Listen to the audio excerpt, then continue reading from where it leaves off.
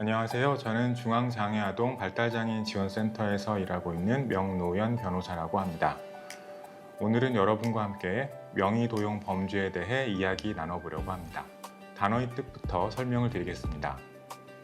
명의는 보통 개인정보랑 많이 헷갈려 하는데요.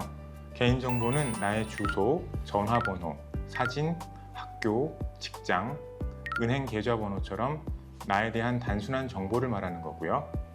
명의는 사회적으로 나를 나타내는 이름표 같은 건데요.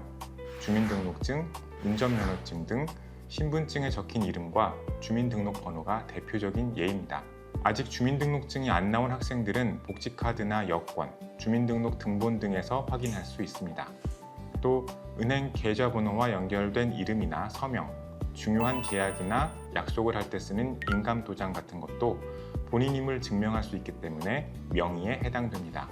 명의는 단순히 내 이름뿐만이 아니라 내 이름에 붙어있는 법적인 힘을 말하는 겁니다.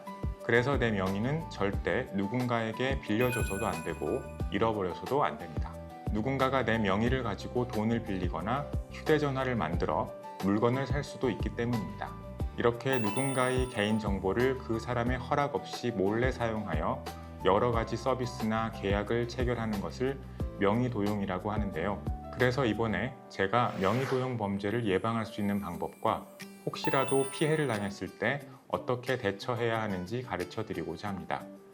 조금 어려운 내용일 수 있지만 아주 중요한 내용이니 부모님과 함께 들으면서 잘 배워보도록 합시다.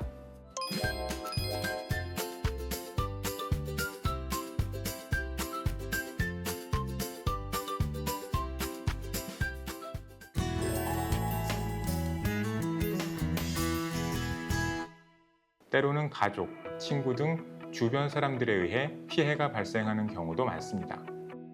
첫 번째는 여러분의 이름이나 전화번호, 주민등록번호 같은 개인정보를 이용해 여러분 몰래 휴대전화를 만드는 일입니다. 위 사건은 같이 살고 있는 사람에게 당신이 밀린 휴대전화 요금을 대신 납부해 줄 테니 당신의 명의로 휴대전화를 새로 만들어 달라고 속여서 그 사람이 만들어준 휴대전화로 물건도 사고 돈도 빌린 것인데요. 이렇게 아무리 친한 사람이라도 개인정보를 쉽게 알려줘서는 안 되고요. 신분증은 잃어버리지 않도록 항상 조심해야 합니다. 두 번째는 여러분이 어딘가에 남긴 개인정보를 이용해 계좌나 신용카드를 만든 일입니다. 위 사건의 경우 일자리를 찾기 위해 구청 게시판에 남긴 개인정보를 이용해 그 사람의 이름으로 신용카드를 만들어 사용한 경우인데요. 이 사건처럼 우리는 흔히 일자리를 소개해 준다거나 돈을 준다고 해서 내 개인정보를 알려주는 경우가 있습니다. 이렇게 알려준 나의 개인정보가 누군가의 손에 들어가면 나쁜 일에 쓰일 수 있기 때문에 내 개인정보를 아무 곳에나 올리거나 가르쳐주면 안 됩니다. 위 사건처럼 다른 사람의 명의를 갖고 직접 큰 돈을 빌리거나 중간에서 월급을 가로챌 수도 있습니다. 개인정보나 신분증 같은 것뿐 아니라 인증서 같은 중요한 정보 또한 잘 관리하고 절대 빌려줘서는 안 됩니다. 하나 더 말씀드리면 나중에 여러분이 일을 하게 되면 월급이나 퇴직금 같은 큰 돈이 은행 계좌로 들어올 텐데요. 그 돈과 관련된 서류나 정보는 반드시 믿을 수 있는 보호자와 함께 확인해야 한다는 것도 기억하시면 좋을 것 같습니다.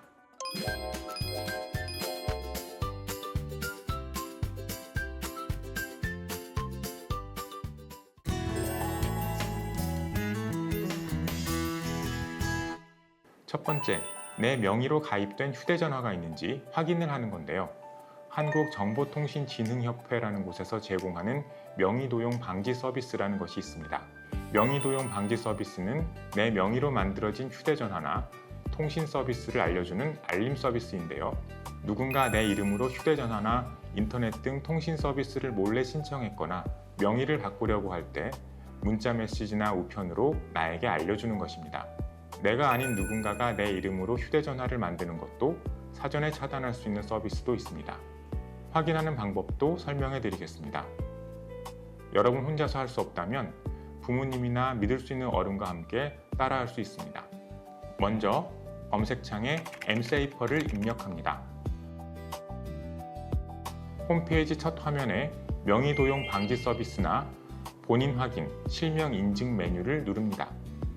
본인 인증을 거치면 내 명의로 개통된 휴대전화, 인터넷 등이 바로 나오는데 이때 내가 신청하지 않은 것이 있다면 바로 통신회사에 신고하면 됩니다. 인터넷으로 확인하는 게 힘들다면 부모님과 함께 통신사 지점으로 직접 찾아가서 명의도용 방지 서비스 가입 여부, 가입 제한 설정을 해달라고 요청하면 서비스를 받을 수 있습니다. 마지막으로 가장 중요한 건 평소에도 명의도용의 위험성을 생각하고 안전 습관을 기르는 겁니다. 일단 신분증 관리를 철저히 합니다. 신분증을 다른 사람에게 쉽게 맡기거나 사진 찍어 보내지 말아야 합니다. 분실 시에는 즉시 주민센터나 경찰에 신고하세요.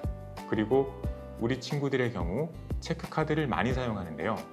부모님과 함께 체크카드 사용 내역 알림 서비스 신청을 해두면 누군가가 내 카드를 주워서 사용했을 때 바로 알게 되어 정지를 시킬 수 있습니다.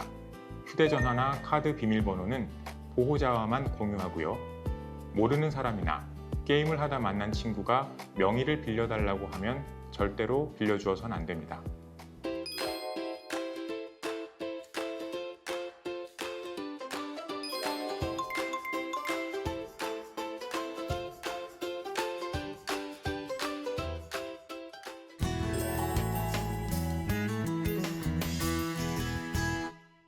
많이 발생하는 사건을 중심으로 어떻게 대처해야 하는지 대처 방법을 알아보겠습니다. 먼저 가장 많이 일어나는 사고는 카드를 잃어버리면서 생기는 사고입니다. 다른 사람이 내 카드를 주었다면 이를 이용해 물건을 결제할 수도 있고요. 카드에 적힌 카드 번호, 유효기간 등의 정보를 이용해 온라인에서 쉽게 물건도 살 수 있기 때문이죠. 만약 여러분이 카드를 잃어버렸다면 바로 카드 고객센터로 연락해 분실 신고를 해야 합니다. 그러면 바로 카드 사용이 정지가 되어 다른 사람이 내 카드를 쓰지 못하게 되는데요.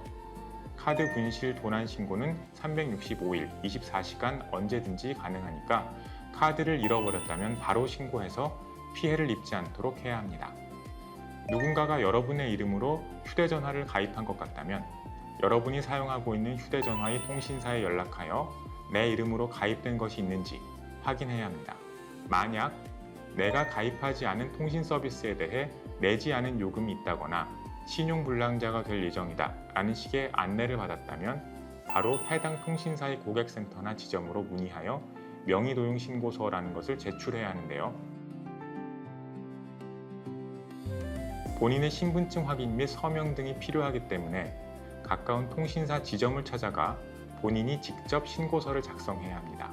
신고서를 받은 통신사의 조사 결과 누군가가 여러분의 명의를 도용해 휴대전화 서비스를 가입한 것이라는 것이 밝혀지면 여러분 명의로 나온 요금이나 그동안 돈을 안 냈다는 기록이 남아 겪게 되었던 불편함도 사라지게 됩니다.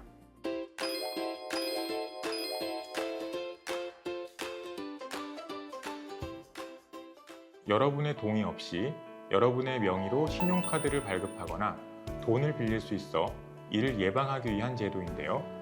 은행이나 우체국 등의 여신거래 안심차단 서비스를 신청하는 것입니다.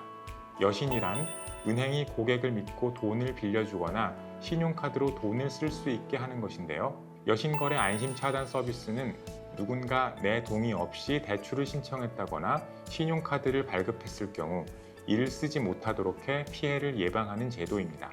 신분증을 들고 부모님과 함께 금융기관에 가서 신청할 수 있는데요. 신청 즉시 한국신용정보원에 정보가 등록되어 대출이나 신용카드 신규 발급 등의 거래가 차단되고 더 큰 피해를 예방할 수 있습니다.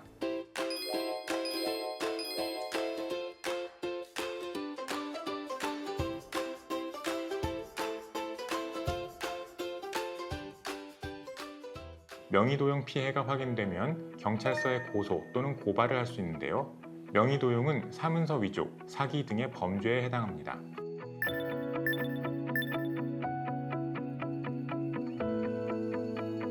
명의도용 피해가 확인되면 경찰서에 고소 또는 고발을 할 수 있는데요.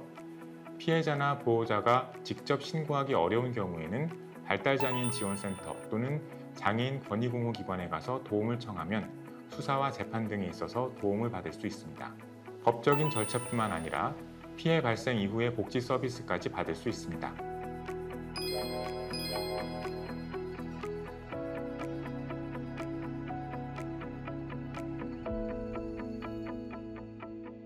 발달장애인의 명의도용 피해를 예방하기 위해서는 후견제도라는 것도 활용할 수 있습니다.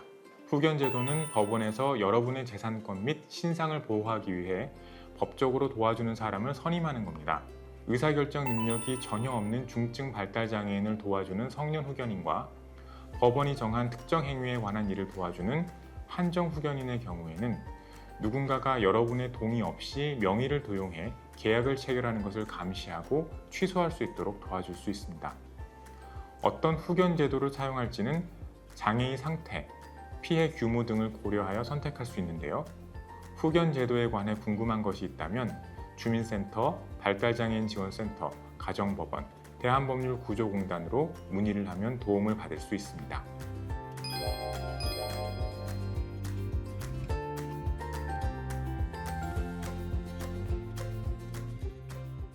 여러분, 오늘 내용 어떠셨나요? 조금 어려우셨을까요? 하지만 명의도용으로 인한 사건은 우리 주변에서 쉽게 발생하고 있습니다. 신분증, 휴대전화, 개인정보 등은 다른 사람에게 알려주지 말고 잃어버리지 않도록 철저히 관리해야 합니다. 오늘 배운 것처럼 미리 가입할 수 있는 예방 서비스도 많으니 잘 적어주셨다가 미리미리 꼭 가입해 두시면 피해를 예방하는 데 도움이 될 것 같습니다. 만약 피해가 발생했다면 바로 경찰서나 주민센터에 신고하고 지원기관의 도움을 받으시기 바랍니다. 감사합니다.